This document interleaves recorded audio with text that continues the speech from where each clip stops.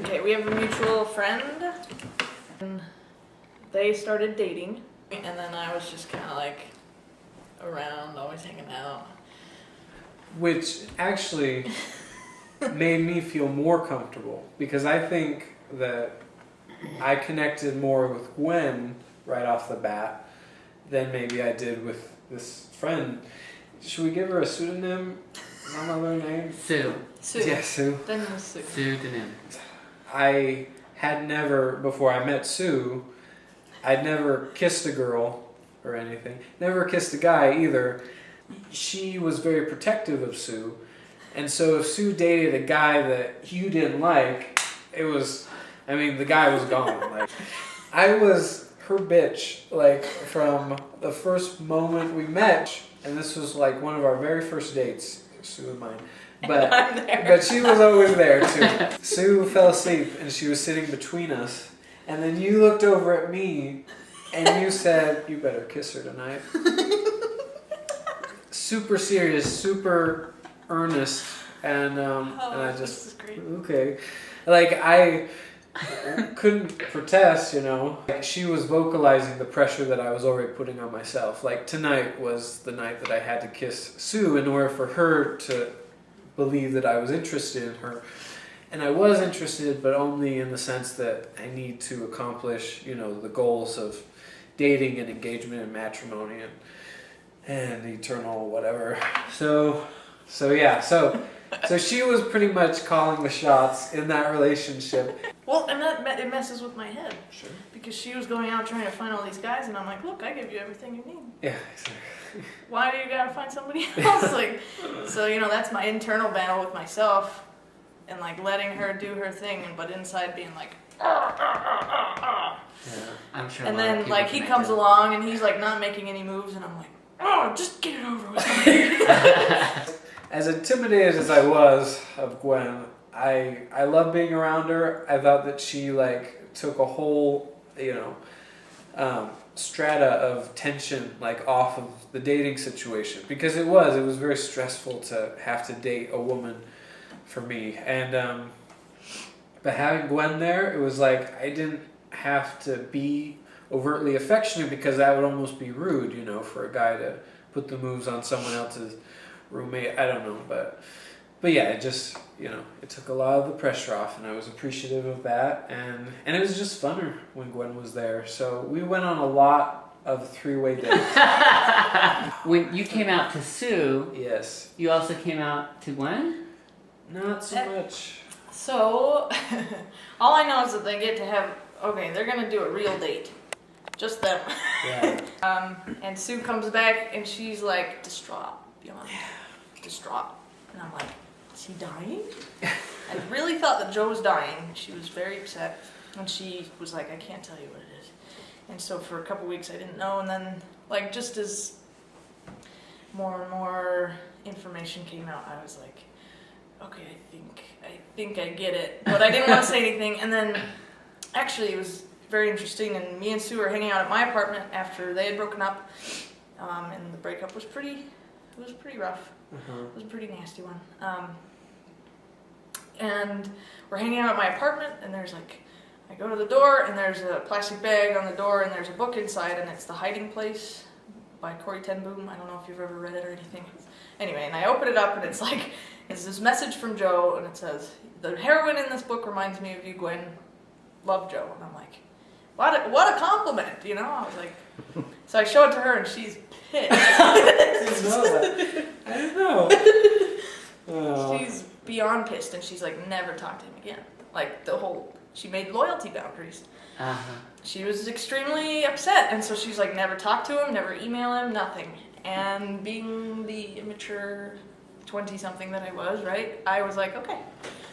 Plus, you still have very strong feelings for her. Right. Yeah. So, I was caught, so I didn't. So I was like, okay. Sue and I start drifting apart because I realize I'm getting closer and closer to coming out to myself. And I realize that, oh, man, this is what I'm doing. And so I start separating myself. And she's getting mad at me for doing that. And I can't explain to her why I'm doing it because I'm not even really sure. Blah, blah, blah, blah, blah. As I'm drifting apart from her, I'm like thinking about him, like, man, he was so brave. I gotta get back in touch. I know that there was one point in our friendship after we had reconciled, where we had it was like a fight, yeah. It was a fight. It was a fight, and it was because I had done something to provoke, her insecurities about her sexuality, and I think that at the time, like, it was wrong of me to do that, but not really, because it wasn't. It was just a means. we're humans and we fight. Yeah. And he brought shit out, and I was like, Yeah. don't go there, because I'm not ready to go there yet. Yeah. And then I went there. So what I had done was I showed you and your roommate at the time, who you also had feelings for, a music video, a couple music videos. One was Katy Perry, so I kissed a girl and I liked it. Another one was by this faux lesbian Russian pop group.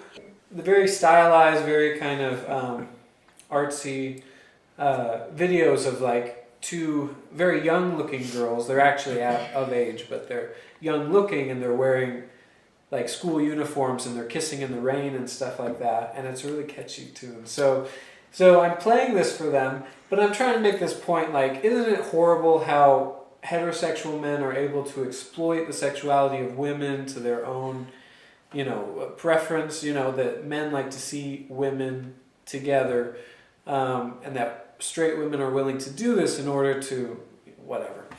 And it made it extremely difficult for me to suppress. I'm working on suppressing things here, and you're not making it any easier.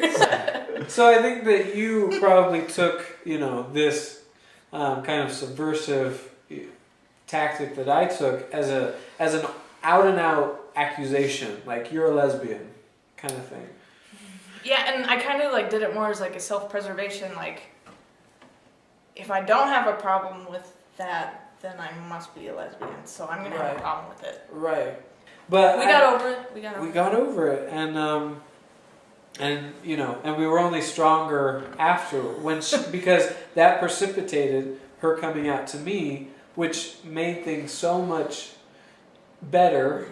Of course, it led us into other kind of,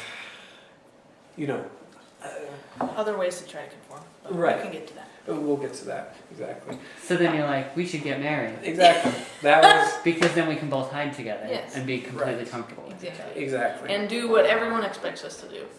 Right. Not be, not that our families have disowned us, but to be fully accepted by our families, to be fully accepted by this culture and community that we grew up in. Yeah. We'll just marry each other and we won't have sex and we won't have to tell anybody, but we also won't have to be alone. And I had proposed that same arrangement to Sue, and for a while she thought, okay, maybe that could work. Sue's not a lesbian. Exactly. So it's still different. But that's the thing, It's still different. Yeah, and I knew, because I've known about my attractions from a very early age, and I always just kind of thought well, my best option is to just be in a committed, companionship with a woman and try to avoid sex as much as possible. So hopefully I'll find some prudish young girl that, is very good at making crafts, and we can adopt some kids. And I asked him to marry me over text message. Yes, she proposed to me over text message. Okay, so I'm going to admit something else that I haven't heard. Okay, so when I accepted your proposal, I was looking at gay porn, Of course you were. Of course I was. Oh, why else would you say yeah? Yeah, no, exactly, because that's when I actually felt bad for doing that kind of thing. And so once again, I believe that this was God telling me, at that second, at that climactic moment, that I was doing something wrong and that I needed to get back on track. Will you marry me? Yes! Yes! Yes!